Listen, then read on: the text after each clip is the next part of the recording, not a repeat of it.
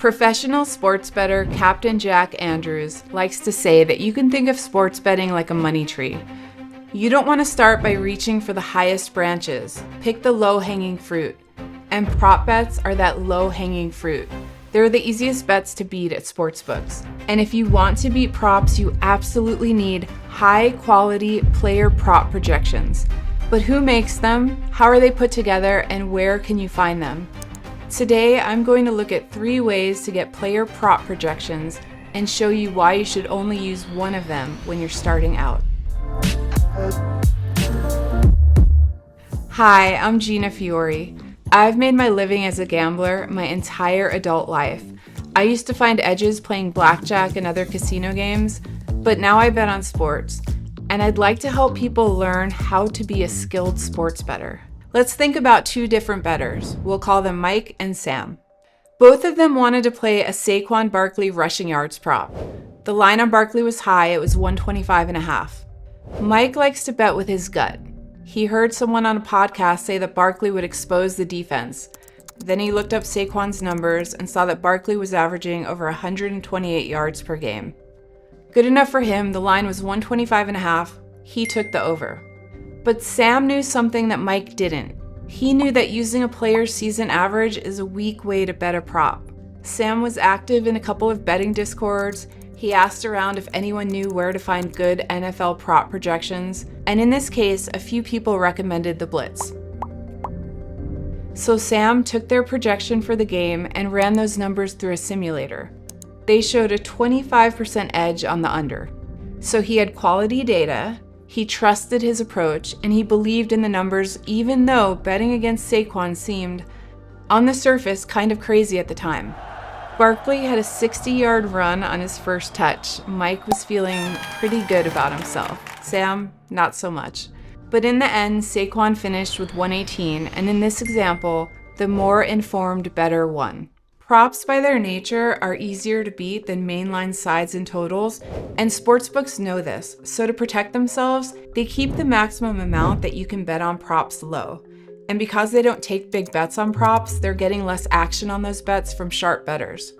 That means that books don't get free information from sharp bettors. They don't get information to help shape their prop lines like they do on NFL spreads and totals. When there's less money in the pool, that means these markets are less efficient. The more efficient the market, the harder it is to beat. The less efficient, like props, the easier it is to beat. Simply, you can take advantage of prop markets because they're inefficient. Where can you get projections? The easiest way to get projections is to use free box score stats, the kind that you find on sports reference sites. Free is great for some things, but be careful because everyone has box score information. Sportsbooks have it, and all of the other bettors that you're competing with have it. Usually, information from the box scores are already priced into the prop. If you could create truly accurate projections with easy-to-find basic box score stats, everyone would be doing it.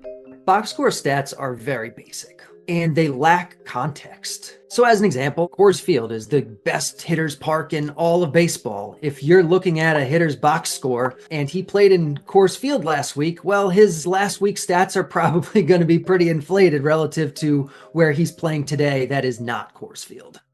The hardest way to get projections is to create your own.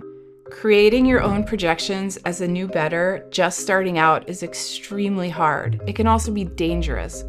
Even if you have a decent handle on math and statistics and you can write code, you probably won't know all the variables that go into making prop projections. To make actual projections that are capable of beating sportsbook lines is very, very, very difficult. When I created the original projections for the BetX, the time it took was probably between 5 and 10,000 hours. If you want to project pitcher strikeouts, you want to account for the pitcher's talent level, historical stats, aging for the umpire, the catcher and his pitch framing, the ballpark, the weather, the air density. There's so many factors that you have to account for. It's just very complex.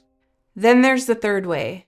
You can just pay for player prop projections, the kind you can find on a daily fantasy sports site. DFS sites are great for this because they're all about player performance. The better you can predict player performance, the more you'll profit in daily fantasy. DFS sites are stocked with people well-versed in creating projections in a variety of sports. But there's a catch. DFS players need their projections in the form of averages, because that's relevant to how DFS is scored. The more yards or assists or shots a player has, the better you do on your entry. On the other hand, sportsbooks only care if a player beats the number or not. So lines are usually set around the point where half the time the player goes over their line and half the time they go under. If you've taken a stats class or you relax by watching math videos on YouTube, you know the number in the middle of a set is the median. To get the set, you use a simulation to convert projections based on averages to median numbers. Stay with me. For props, a player can't do worse than 0 points or rebounds or strikeouts. But he could have a super rare 20 strikeout game. So averages are better at capturing those rare events, but medians tell us what the most likely outcome is. Having strong data is critical, but there are 2 more key components to beating prop markets. Find out what they are in this video.